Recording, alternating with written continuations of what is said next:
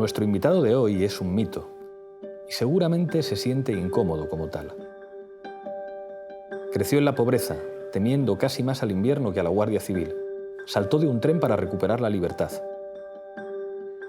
Sabina escribió: furtivo como el lute cuando era el lute.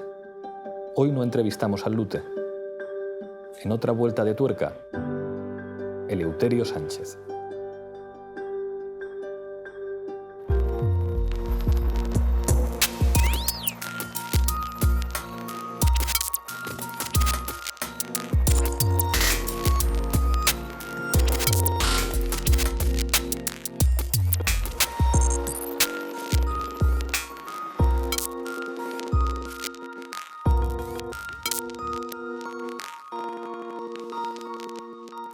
Eleuterio Sánchez, bienvenido a otra vuelta de tuerca. Muchas gracias por estar aquí. Gracias a vosotros. Para mí es un placer. Te quiero preguntar en primer lugar por tu infancia. 1942, naces en Los Pizarrales, en un barrio muy humilde de Salamanca. ¿Cómo es Eleuterio de pequeño? Lo que yo recuerdo de mi infancia no era malo, era lo siguiente, o sea, malísimo. Porque el barrio de Los Pizarrales actualmente es un barrio de casitas bajas, de obreros, más o menos normales. Pero en aquella época eran chabolas. No había agua corriente, no había luz eléctrica, estaba lleno de porquerías por todas partes. En fin, los niños pues todos desarapados, descalzos, desnutridos. Yo recuerdo que, claro, son de estas cosas que como no tienes otros principios, otra educación, es como si de repente me ponen allí en un sitio y digo, ¿y cómo he llegado aquí? ¿Por qué? ¿No? Empiezas a crecer y claro, veo que hay mucha gente igual que nosotros, que unos son mercheros, otros son titiriteros, otros son trileros, otros son, en fin, choricillos, de todo tipo. Allí convivíamos todos. Y dentro de lo paupérrimo que era el barrio aquel y las circunstancias de protomiseria que nos rodeaban, pues eran chabolas todo, con trozos de hojalata o de chapa puesto si venía una ventisca se llevaba. Pero hay un recuerdo que ahora que yo tengo conciencia sociopolítica valoro especialmente, que es la solidaridad que hay también con las personas. ¿Cómo tú puedes a veces, desde nuestro pellejo, digamos, de comodidad, no vamos a hablar de burguesía, por lo menos no en mi caso, ¿cómo puedes pensar que los saharauis sean tan solidarios, que llegas a Sujaima y te dan lo mejor? Pues es curioso, porque allí en Salamanca también pasaba esto. No había nada, pero todo era de todos, y todo el mundo vivía, y te sentías unido y apoyado también, ¿no? Entonces yo lo que recuerdo de Salamanca fue eso, mucho, mucho frío.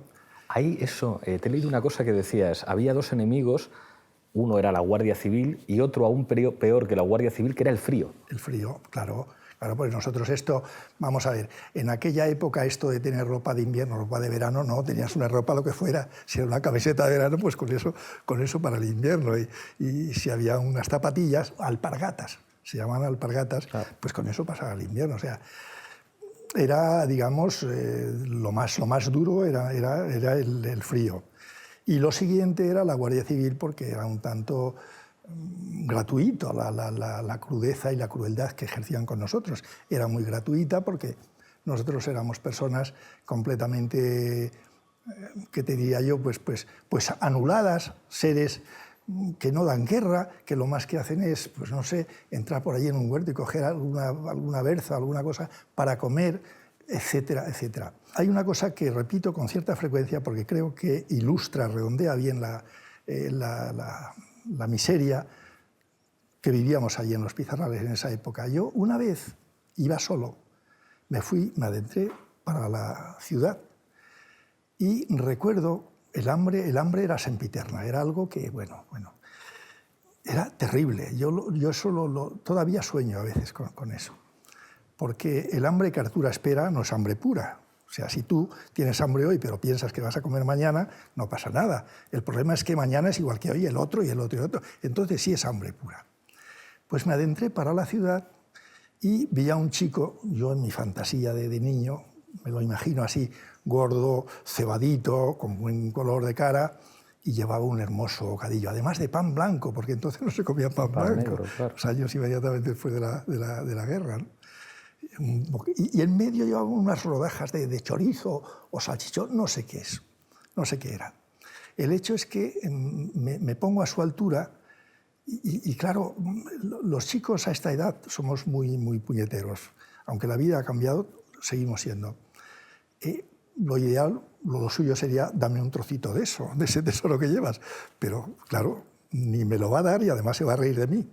Pues ni corto ni perezoso, lo seguí en paralelo, le pegué un manotazo, se lo quité de la mano, salí corriendo y yo iba con el bofe en la boca. Y venga a saltar paredes, ya salí de la capital hasta que detrás de una pared, allí me devoré aquel tesoro. Eso da una idea de los valores y de las necesidades que pasábamos nosotros entonces. Siendo tú muy niño todavía, tu padre cambia la chabola por el burro y os vais. Hay una palabra por la que te quiero preguntar, merchero o quinquillero. O sea, para que lo entiendan los jóvenes de ahora, ¿qué es lo que significa quinquillero y qué es lo que significaba esa vida nómada, si me apuras, incluso más difícil que viviendo en las chabolas, en los pizarrales? Sí, mucho más cierto. Por la provisionalidad, porque donde quiera que llegabas tenías que buscar un aprisco, un lazareto, un sitio donde guarecerte, buscar leña, no sé qué, y ya cuando tenías esto, pues aunque fuera muy precario, pero por lo menos estabas bajo techo, ¿no? Bien, mercheros o quinquilleros, me dices. Esto conviene aclararlo. En España había y hay todavía, bueno, ahora hay más, pero bueno, hay mercheros, hay gitanos, los quincalleros, que nos confundían a nosotros con los quincalleros, pues los quincalleros es el que vende quincalla, que va de feria en feria, y nosotros no tenemos nada, nunca hemos tenido nada que ver con eso, pero nos confundían. De hecho, el modo de vida nuestra, la manera de vivir de nosotros y la de los gitanos la teníamos en común, era igual, y teníamos los mismos enemigos naturales, porque eso sí que, ¿verdad?, enemigos naturales, que eran los picoletos, claro. La Guardia Civil. Eso era nuestro azote. Dependíamos de él porque llegábamos en algunos sitios que la Guardia Civil, pues bueno, estas personas con tanto niño y tal, pues no se metían con nosotros, llegaban a lo mejor, pedían documentos, echaban vista, pero otros no. Otros, venga, a registrar todo, a ver qué hay aquí, manos arriba, no sé qué, fuera de aquí. Y se estaba haciendo la olla de comida, que milagrosamente habíamos conseguido unas patatas y algún trozo de bestiajo y estaba hirviendo y eso lo he visto yo mucho de niño, ¿eh? Pegarle una patada a la olla y fuera, fuera de aquí, quincalleros, quinquis. Yo he crecido así. Y de verdad, tan he crecido y tan lo tengo asimilado esto, que yo me quedaba triste, porque claro, yo no tenía elementos de comparación. Yo no sabía que eso, ni de ley ni de justicia, si esto se podía hacer o no se podía hacer, pero que yo lo entendía como una especie de enemigo natural, como la gallina, que el águila llega y se la come, o el cabrito, o el cordero. Claro. Pues esto es lo que nos ha tocado. Pero a mí siempre me cursaba en tristeza. En una tristeza y un cabreo. Y esto porque yo intuía algo de esto. Pero claro, para conocer la diferencia tenía que tener contacto con el payo. Y yo el único contacto que tenía con el payo era a través de su máxima representación, que era la Guardia Civil. Y fíjate de qué manera, ¿no? Bueno, eso llegó a instalarse de tal forma en nuestra vida, lo de mercheros, quincalleros, nunca. De hecho, la palabra mercheros se está utilizando en los últimos años porque yo la he dicho. Porque los mercheros, a diferencia de los gitanos, me cabrea muchísimo. Somos seres muy orgullosos, somos superanarquistas de manera natural, a nivel existencialista. Nosotros no aceptamos que nos manden, que no. Somos personas que cumplimos, tenemos ética, tenemos moral. Hacíamos fabricación de seres metálicos y tal, ojalateros, no sé qué, no sé cuál. Así como los gitanos en aquella época hacían cambalache de borricos y todo. En las zonas rurales sí, pero luego a nivel social, digamos nacional, no. ¿Qué pasa con eso? Que uno de nuestros pecados originales es que nosotros cuando nacemos no nos inscriben en el registro civil. Lo mismo que pasaba con los gitanos. Claro. Conclusión, nos veían acampados y tal, venga, gitanos. Entonces, esto ocurrió de tal manera que en la Alemania nazi, que murieron 6 millones de judíos, y no se sabe exactamente cuántos gitanos, Claro. pero más de 1 millón, pues por lo menos una tercera parte de los gitanos eran mercheros. Y esto ha pasado inadvertido Hay completamente. una anécdota que te he leído que tú cuentas como el momento de más terror en tu infancia, que es por un asedio de lobos, que Sí, estáis sí, durmiendo por ahí. Y... Sí, es en La Alberca, un sitio muy conocido, pero muy turístico, la provincia de Salamanca. Sí, los lobos, normalmente, los lobos, incluso leones también, que yo estaba en Kenia, en Tanzania, normalmente suelen respetar al hombre. Con el hombre, mucho cuidado, tienen cierta cosa. Pero, sin embargo, cuando el hambre ataca, y me acuerdo que cerca de la Alberca, en el distrito municipal de La Alberca, una ermita que hay arriba, que es un santuario, que hacen una romería, pues nosotros nos metimos en una especie de tenado, de techado, en fin, y nos refugiamos allí porque cayó una nevada tremenda. Y entonces por la noche mi padre oía a los lobos aullar. Por la nieve no podían bajar a comer y se comían pues todo lo que tuviera carne. Venían a por nosotros directamente. Tendría 7, 8 o 9 años por ahí. Y claro, pues mucho susto, agarrados a nuestra madre, viendo toda esta situación terrible. Mi padre encendiendo la hoguera, rompiendo el tejado arriba, unas tablas que tenía, avivando el fuego, y por las ventanas asomaba con el fuego en la mano para espantar, porque sí, todos los leones y los lobos y eso temen mucho el fuego. Y bueno, aquello fue una noche angustiosa, angustiosa. Finalmente no pudieron los lobos con la poca carne que tendríamos, se marcharon, o llegó el día, no me acuerdo bien, no me acuerdo bien. El hecho es que salimos de ese trance de esa manera, ¿no? He leído también que con 12 años empezaste a trabajar en las Urdes como cabrero y que ahí hay una primera historia de amor con una pastora que se llama Lucía. Lucía. Yo era cabrero, cuidaba cabras y ella cuidaba ovejas. Entonces las cabras andan por los montes y trinchan de los árboles y tal, pero raramente se las ve pacer en la hierba. Como las ovejas, Las claro. ovejas, por el contrario, lo que quieren es hierba. Entonces estábamos ahí enfrentados, nuestros intereses enfrentados, ¿no? Y bueno, pero nos apañamos. Por la mañana estábamos en la hierba y por la tarde pues íbamos para que comieran mis cabras por el monte, ¿no? Sí, fue una... Bueno, hoy lo recuerdo perfectamente y fue el primer despertar, digamos, ¿no? Porque yo tenía, yo creo que unos 13 años, pero en fin, yo cuando la veía ni la miraba, me ponía rojo, lo típico, ¿no? Pero qué curioso, Pablo, qué curioso, porque tiempo después ese pueblo que es Camino Morisco, yo tengo ahí mi segunda familia, hace unos días he estado con ellos. Eran los hijos de mi amo, porque entonces se llamaba así, claro, claro. Era mi amo, la tía Áurea y el tío Cándido.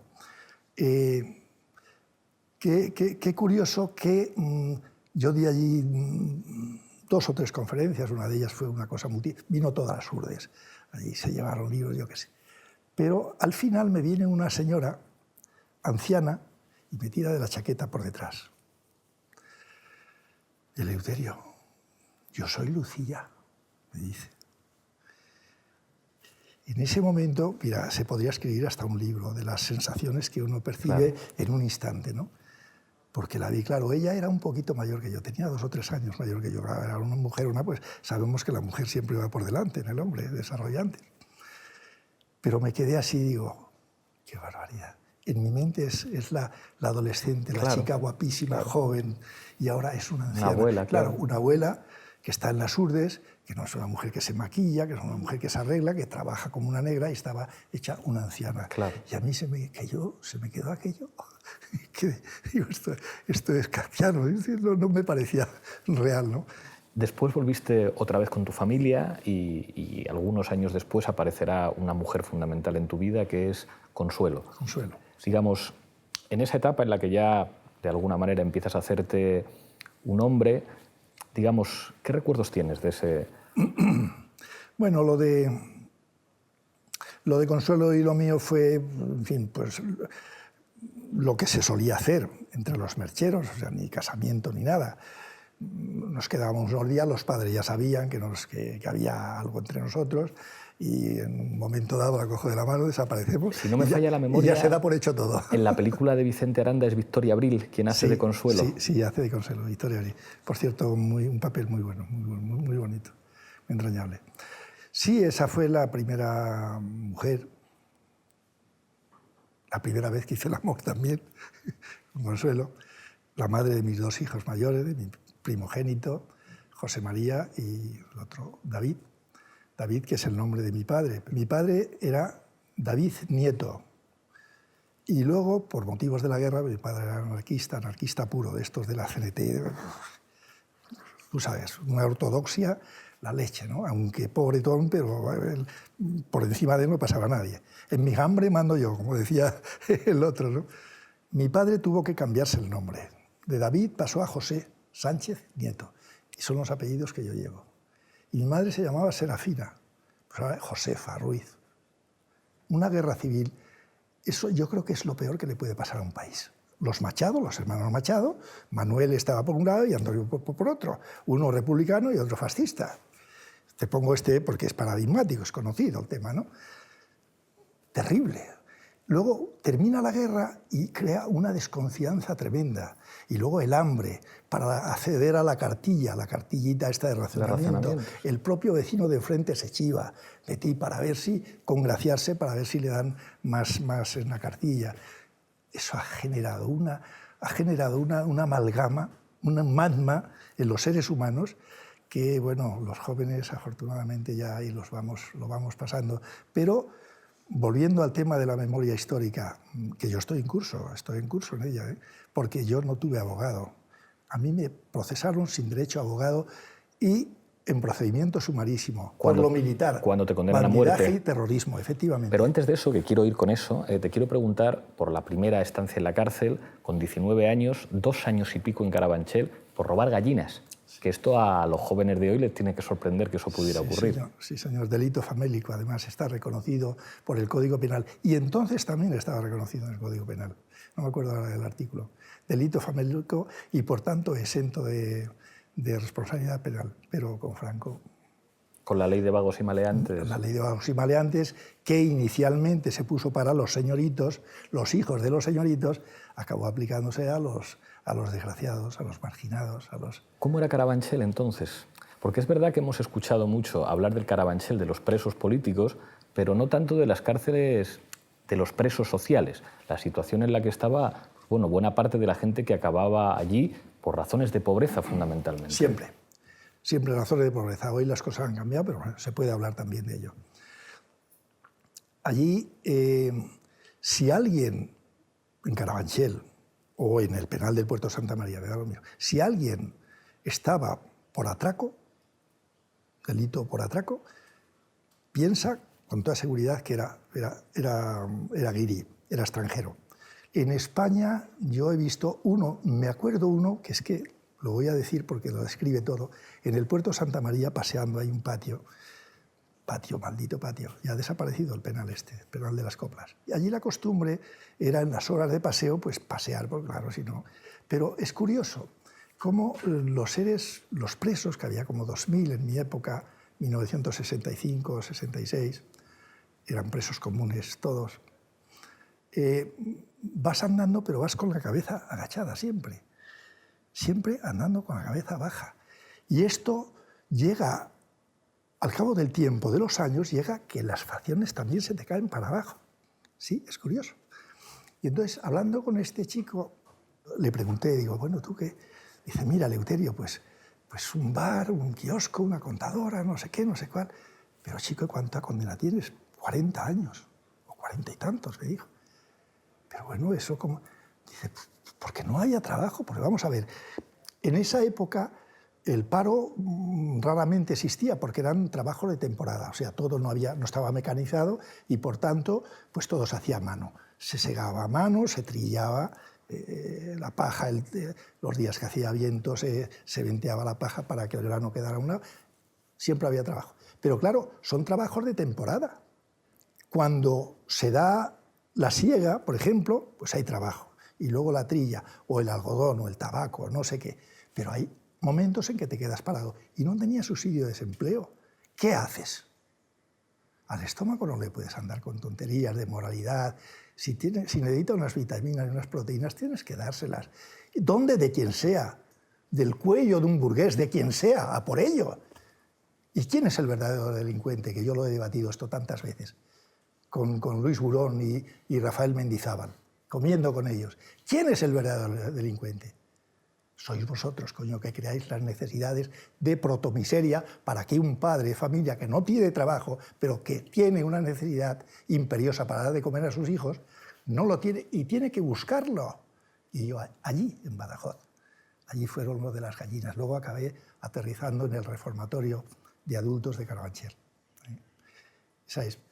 Y te digo, eso eran legiones. Todos los presos eran por delitos de nula trascendencia social, por delitos de tiquismiquis, que en buena ley, de verdad, estas personas no se las debería meter en la cárcel. Eso es un crimen. Esta era la situación que teníamos en esa época en las cárceles. Y justificabas todo el aparato y toda la represión entera. Y la policía y la Guardia Civil.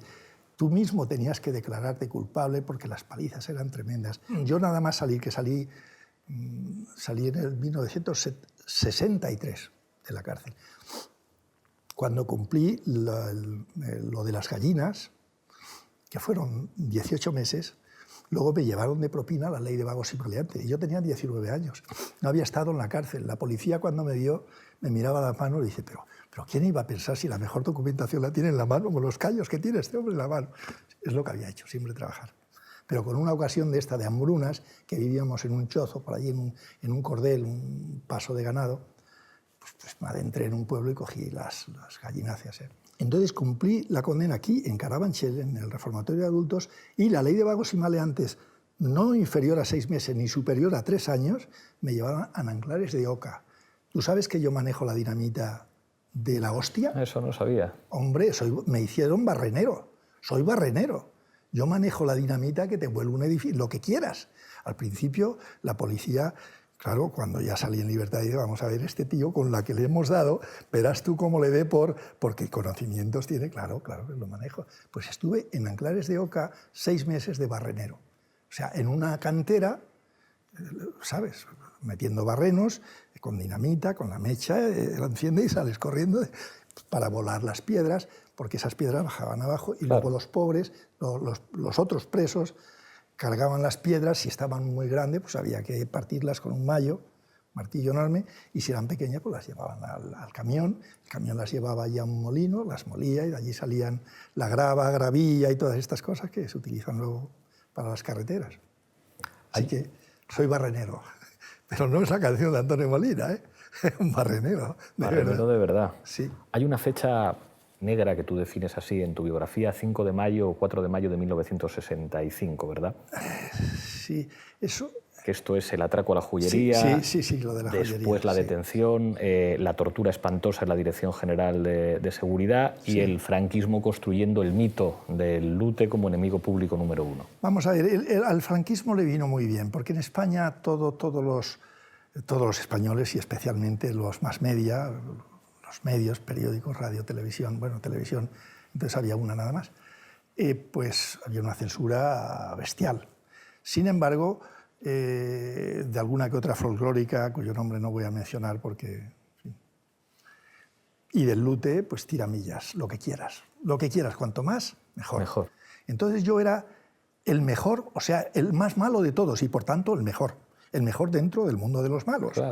Claro, entonces ellos construyeron en buena medida el lute.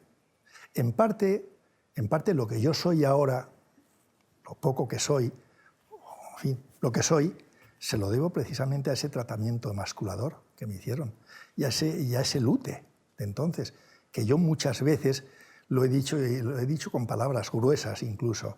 Me acuerdo que hace poco di una charla en la Universidad de Huelva y dije, es que yo me cago en los muertos del lute, pensando que es que el lute no soy yo, es lo que creíais vosotros, borregos, en una época en la que nadie podía hablar, ni vosotros, ni yo, ni nadie. Yo soy Eleuterio Sánchez. Y mi madre no me parió para estar cadena perpetua. ¿Para rendir tributo a quién? a una sociedad que no hay escuelas para mí, que vienen los picoletos y me tiran la olla hirviendo. Habéis dado un hueso, ya tenéis aquí el rebelde. La única razón que podéis tener es que me matéis, pero vivo yo no voy a estar en la cárcel. El primer año yo fluctuaba, estuve en el penal del Dueso, de Santander, que por cierto, allí coincidí por mera casualidad y fue una bendición para mí, con Simón Sánchez Montero. Ah, el dirigente comunista. Sí, señor. Este hombre, él notaba, porque claro, es que, vamos a ver, incluso en las cárceles hoy, los mercheros tienen una forma de ser y una forma de actuar. No somos presos políticos, pero tampoco somos presos comunes. Una mezcla ahí. Entonces, él se dio cuenta de ese aspecto. Yo entonces no sabía hacer ni la U, con 22 años. La aprendí ahí. Ni la EU conocía. Y se dio cuenta de que en mí había cierta inquietud, cierta pasta, pero todo en bruto, ¿no? Y entonces un día que fuimos a comunicar con la familia, sí. bajamos ahí, había que hacer un llano grande, porque el Dueso está hecho en una especie de enorme, de un campo muy grande, entonces tienen en medio el penal propiamente dicho, pero luego hay huertas y hay vacas, en fin. Uno por el día no tiene la sensación de estar en la cárcel, pero aunque lo es. Y al caminar, Simón Sánchez Montero me dijo: Eleuterio, yo te veo a ti muy mal, te veo muy amargado, tú tienes una condena larga. Si sigues así, piensa una cosa, Eleuterio, piensa que Franco es más viejo que tú, que Franco se tiene que morir. Y tú saldrás entonces en libertad y podrás ayudar a los tuyos, a los mercheros. Piénsalo. Fueron mágicas. Aquellas palabras. Para mí fueron mágicas. Es que a partir de este momento yo me declaré estudiante a perpetuidad. No solamente aprender en fin, los rudimentos, lo primero, sino hasta hoy. Devorar libros, aprender, saber, subirme a hombros de gigantes, como se suele decir, ¿no? En fin, tarde, pero bueno. Tarde, pero también me sirvió. Me sirvió precisamente tener más años, porque la chatarra alienante que nos metían, por aquí no entraba. Claro. Porque ya tenía elementos, si no de cultura, si no de ilustración, sí de vivencia, sí empírico. Y por aquí no entraba. O sea que, ahí tú decías que había 3 reglas en la cárcel: estudio, gimnasia y planificar la fuga. Para mí eso es, como dicen los católicos, como 3 rosarios de las 3 religiones monoteístas. El estudio, la fuga y la gimnasia aquí, metido en la cabeza. La fuga, eso en tu caja fuerte, en el cerebro. No la descubras, porque en la cárcel, que un preso se sodomice con otro o que mate un preso a otro preso, para el carcelero eso le da igual. Papelito, mira el médico. Pero que se le fugue un preso de la cárcel, claro. Son palabras mayores. A él lo mandan a picar, a cavar olivos o algo así. Entonces te hacen la vida, te amargan la vida cuando ven que, no solamente antes de que yo me iniciase como fuguista, que así lo llaman, fuguista como si yo hubiera estado toda la vida ese niño, bueno, me he fugado alguna vez, pero bueno, fuguista, vamos. No solamente antes, sino ya antes de iniciar la fuga, sino antes también, porque por el exceso de condena. Claro, un hombre joven, fuerte, yo siempre he sido enjuto, pero con nervio, ¿no? Este hombre se nos va a escapar en cualquier momento, ¿no? Y siempre me persiguieron mucho en este aspecto.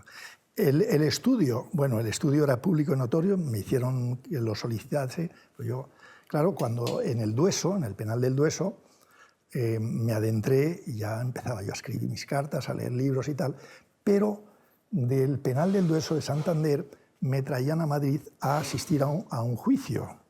Y en el camino del tren fue cuando me fugué. Que es la imagen también de la película de Vicente partido, Aranda. En Cabestrillo. Estuve 12 o 14 días por ahí por los campos, medio muerto, pero bueno. Que ahí fue un preso anarquista el que te dio algo para abrir las esposas. Sí, señor. Sí, señor. Me dio una ganzúa, una llave ganzúa. Y yo digo, ¿esto abrirá? Dice, seguro, Eleuterio, seguro. Y claro, los cacheos, cuando entras o cuando sales al penal, son terribles, porque te miran hasta en el pelo, ahora la boca, tienes que tomar agua, hacer gárgaras, y me la metí en el ano. Claro. Era mi caja fuerte. La otra fuga mítica, que es en el penal de Santa María, sí, que, como decías, eres el único preso que ha sido capaz de escaparse del puerto de Santa María. Sí, señor, lo intentaron muchos, pero nadie consiguió. Pero bueno, yo vamos a ver, hay que dejar las cosas, que no tengo más méritos, quiero decir, que otro, que a veces en la vida de los hombres, me pasa que los hombres somos un poco monos y un poco pedantes y sacamos pecho. Tienen que coincidir muchas cosas y a veces hay el aspecto aleatorio en el hombre, siempre está. ¿Por qué un gran hombre no sé qué? Pues porque se terció, que no sé qué cosa, que no, porque de entrada ya podía haber quedado allí, que era lo lógico cuando me disparaban tanto de una garita y otra, y yo con una cuerda intentando cruzar el recinto todo alumbrado. Pues lo lógico es que me hubiera caído y se hubiese acabado la leyenda. Pero bueno, las cosas discurren así y pasan así, pero podían haber sido también de otra manera. Claro. Al llegar al puerto Santa María, el mundo ese se me cayó, porque es que el viejo penal era una cosa terrible. Venga cerrojos, venga rejas, venga no sé qué, y todo muy triste y muy gris y muy feo, muy sucio. Cuando entré dentro yo digo, bueno, aquí lo mejor es morirse, porque... Bueno, el hecho es que el tiempo pasa y digo, la única manera de sobrevivir a esto es tener un motivo extramuros, porque dentro de los muros no es posible, no hay ninguna esperanza. Entonces pedí permiso para hacer el bachillerato y me autorizaron. La vida de clandestinidad pasa una cosa. Lo lógico en la mentalidad, digamos, de una persona normal o de un payo es decir, bueno, si tú te has escapado y te buscan por tierra, mar y aire, y no es una palabra, no es una exageración, por tierra, mar y aire. Cierto, rigurosamente cierto. Pues claro, en una mentalidad normal dices, bueno, pues márchate, sal fuera del país y no vayas con tu familia, que la estás arruinando. Pues no, porque los mercheros somos otra cosa.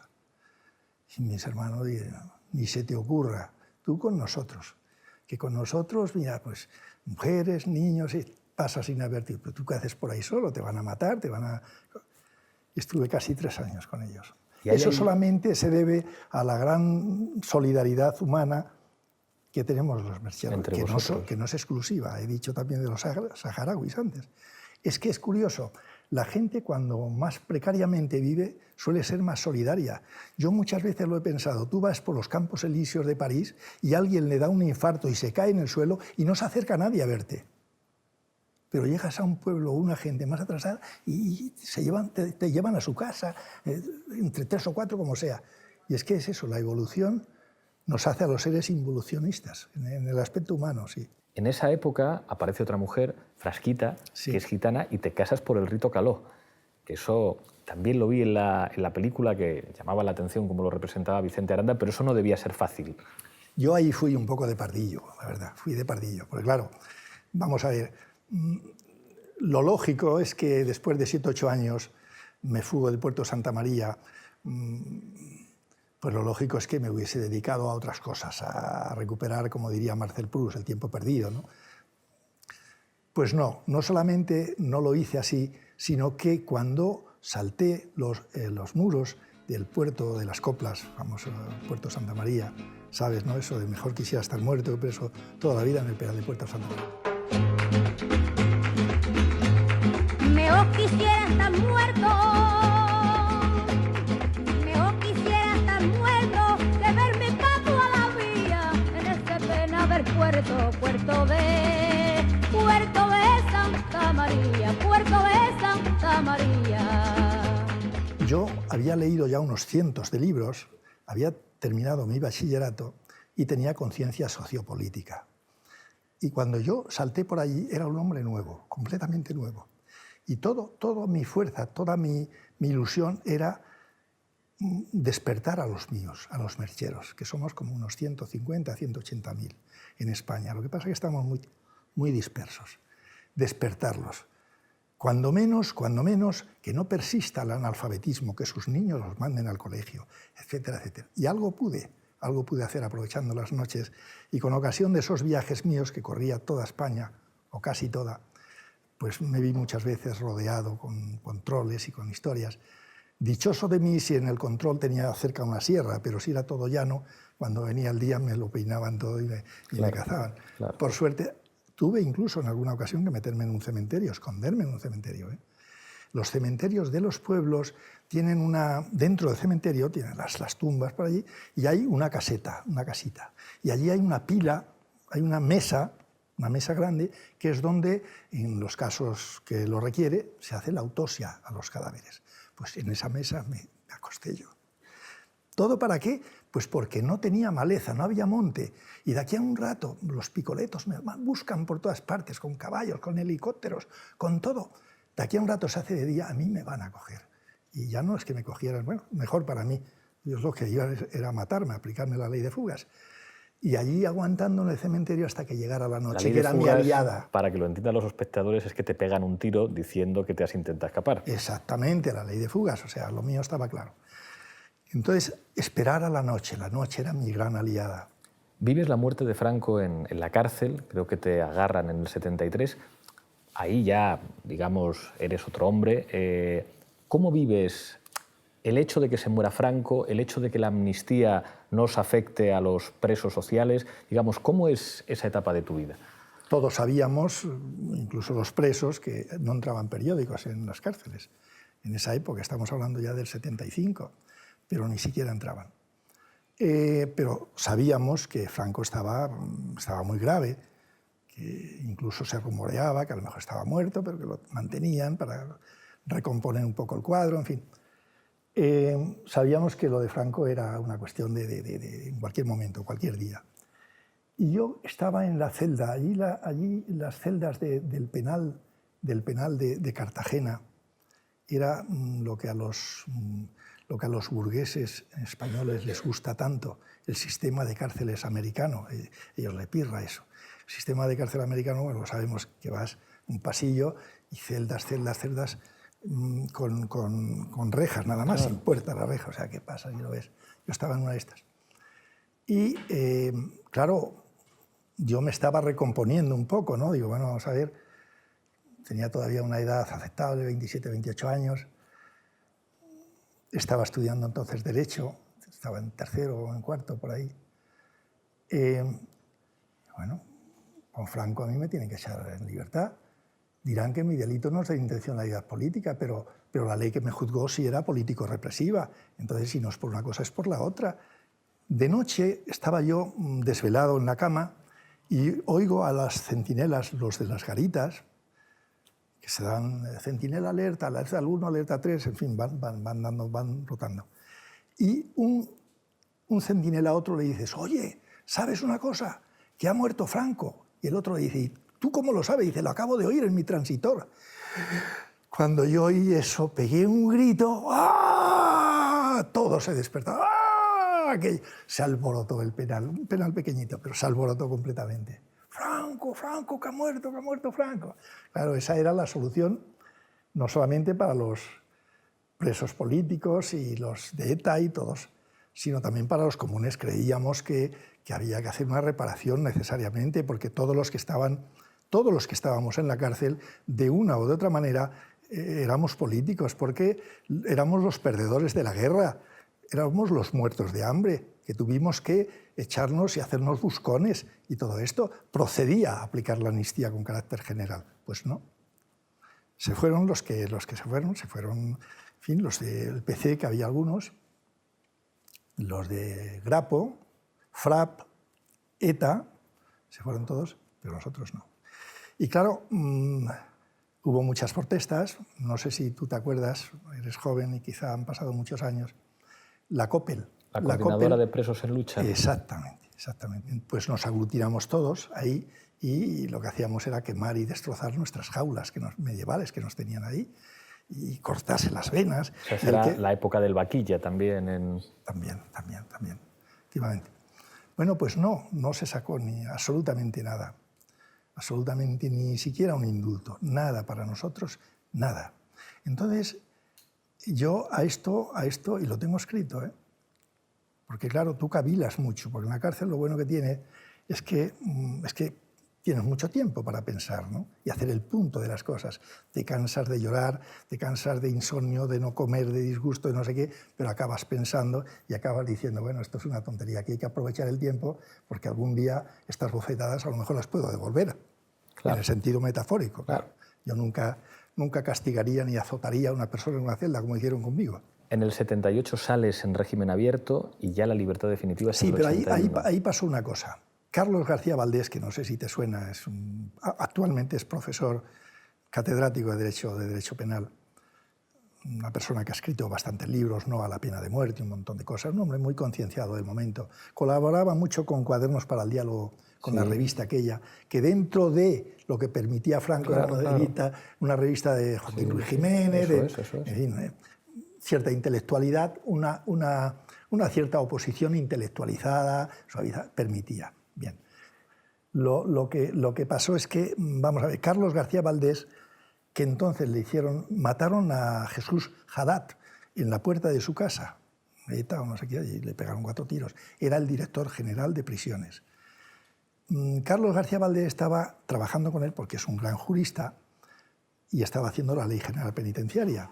Claro, al matar el director general de prisiones, Carlos García, oye tú, pues director general. Y era íntimo amigo mío, Carlos García Valdés.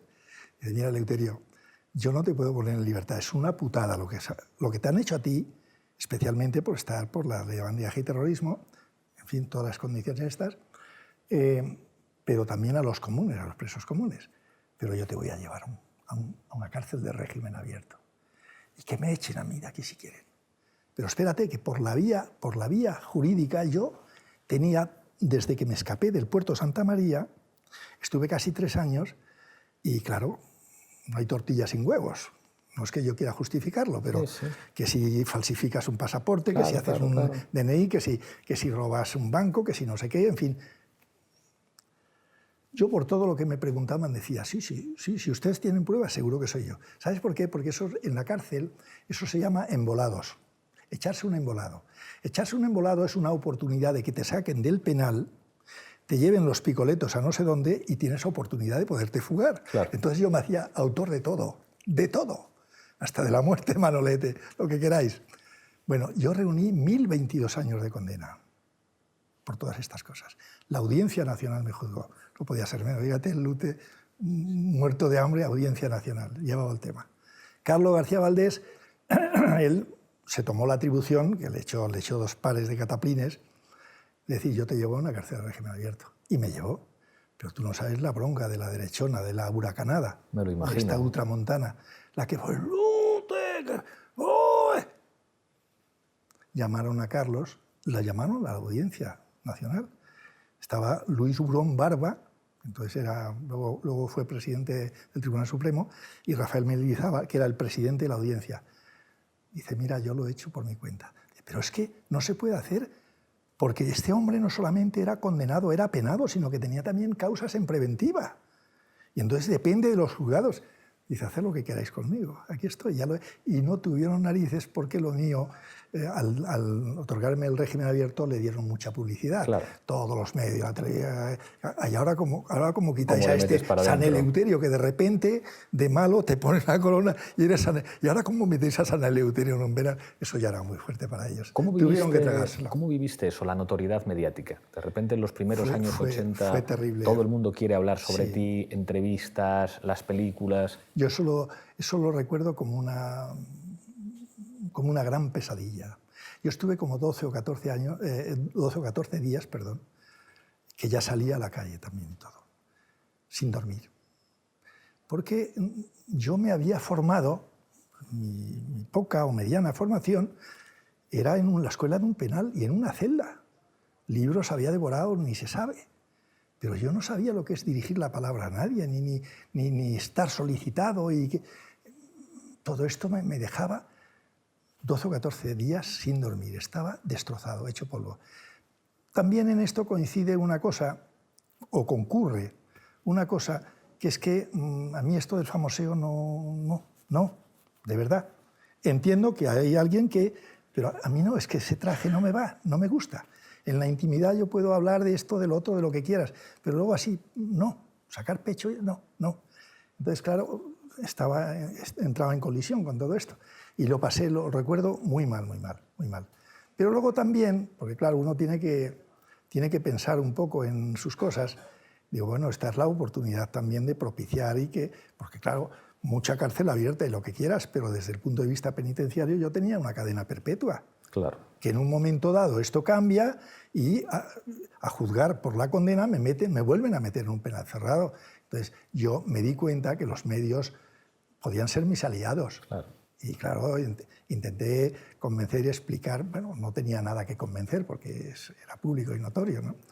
En fin, pero lo recuerdo como una pesadilla, una gran pesadilla. Sí. Te quiero preguntar, digamos, en todos los años que han pasado desde entonces, ¿qué cambios te llaman más la atención de nuestro país? Es decir, digamos, si hicieras una lectura de cómo han cambiado en los últimos 30, 35 años España, ¿cuáles son las cosas que más te llaman la atención? Yo te decía al principio de la entrevista, off the record, te decía, quiero preguntarte por cosas que a lo mejor para ti son muy evidentes, pero sí, que a gente que ahora tiene los 20 y tantos años les puede todavía sorprender, porque es verdad que en España la memoria histórica es un tema tabú y en España, digamos, hablar de ciertas cosas del franquismo es un tema tabú. Incluso las cosas que se cuentan de alguna manera han contribuido a ridiculizar, es decir, a plantearlo como un periodo simpático dentro de lo cutre, pero no hablar tanto de los horrores y los elementos espantosos que había. Por eso te quiero preguntar, en estos últimos años, digamos, cuando sales a la calle, cuando ves la televisión, cuando hablas con la gente más joven, con tus hijos más jóvenes,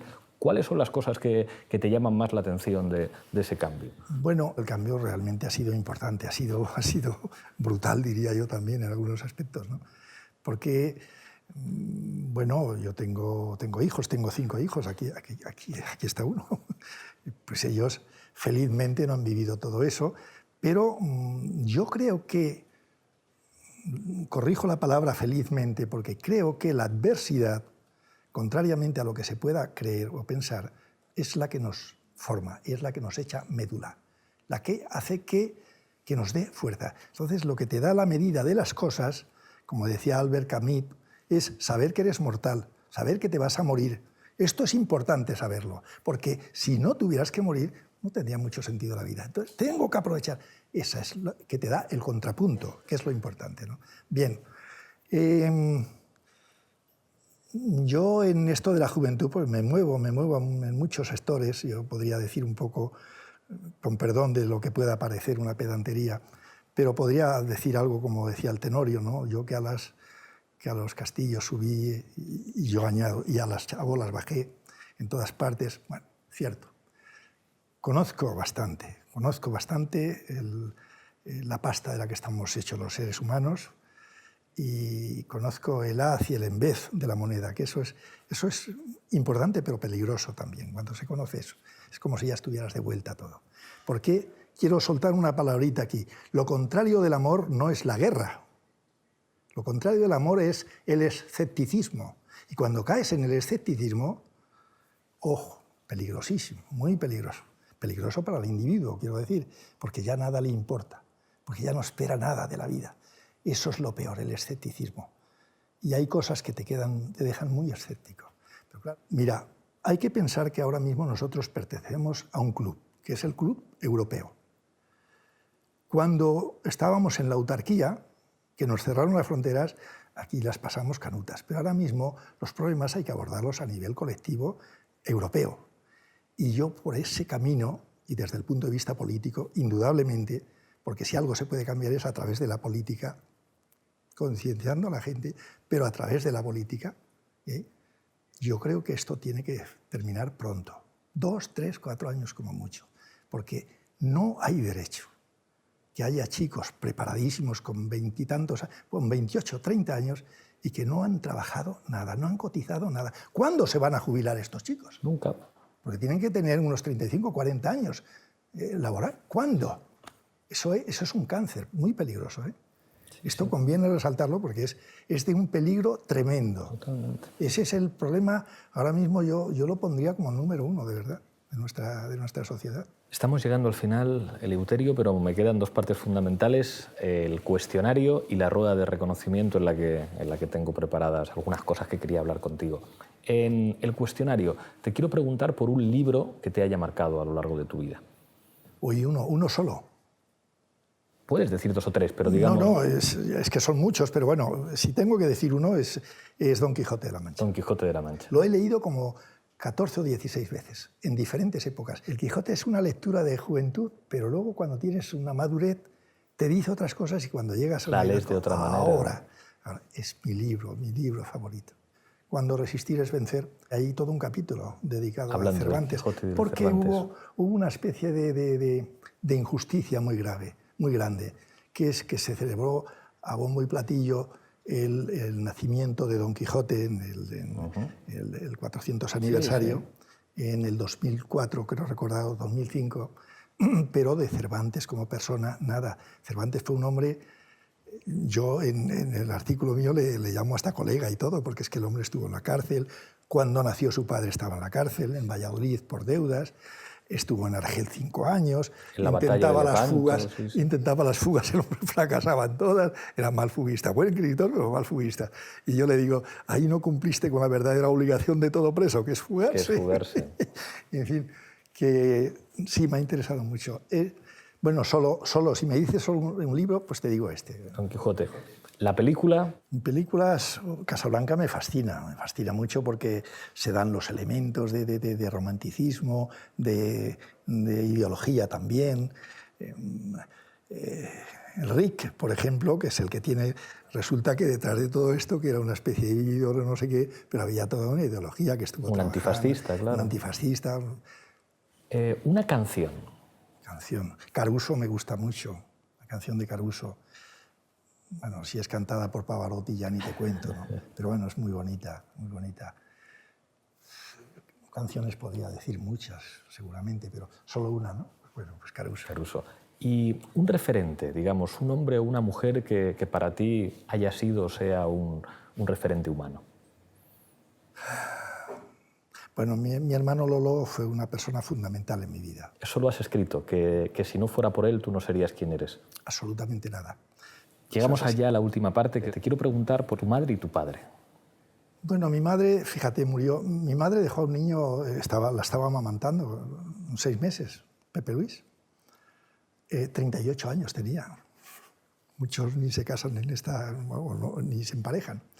Mi padre, pues 10 años más que ella, 48 años, en 2 hermanas. Está enterrado. Que además hay un capítulo en el libro que hoy, si algún familiar se muere, al preso se le tramita un permiso especial, custodiado y como quieras, pero asiste al entierro o asiste al enfermo que ya en trance de muerte. Entonces no había nada, absolutamente nada. Y claro, eso yo lo viví de una manera muy especial y voy a explicarlo brevísimamente. Mi hermano Lolo me escribió una carta y me decía directamente, porque claro, pues mira, te comunico que padre ha muerto. Entonces, claro, allí las cartas se censuran todas censuradas, es curioso. Un sello así rectangular, censurada. Yo tengo ahí un montón de cartas, todas así. Y claro, cuando ven que me comunican la muerte de mi padre, pues entonces en vez de darme la carta, se la dan al cura, al sacerdote, capellán. El tío era del ejército, capellán.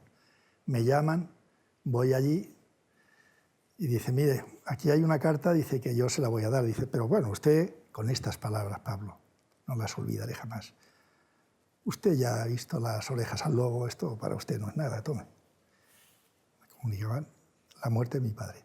Murió en 2 hermanas, lo enterraron en 2 hermanas, y cuando me fugué, está ahí, hay un capítulo aquí de eso, cuando me fugué, una de las primeras cosas que hice al llegar a 2 hermanas fue saltar la tapia del cementerio e ir buscando, es un cementerio, ¿no? 2 hermanas es más grande que Segovia, que muchas capitales de provincia, 120 o 130.000 habitantes, entonces era más pequeño. Pero una por una, hasta que localicé la lápida José Sánchez Nieto y cumplí con mi deber de hijo, lo que yo consideraba deber de hijo. Ahora sí que sí, llegamos al final. Te voy a entregar la taza de la tuerca, que hay que cogerla con la mano izquierda y te voy a pedir que mires a esta cámara y brindes por lo que tú quieras. Pues hombre, ¿por qué voy a brindar? Pues por la libertad, porque lleguemos a un acuerdo en estas elecciones y que se pueda formar un gobierno progresista y que esto funcione y que la carcundia se nos vaya de una puñetera vez de este país, que estamos inmantados y nos están intoxicando a todos y alienando a mucha gente. Por eso, por la libertad y porque salga un gobierno de progreso y de izquierdas. Pues muchísimas gracias, Eleuterio.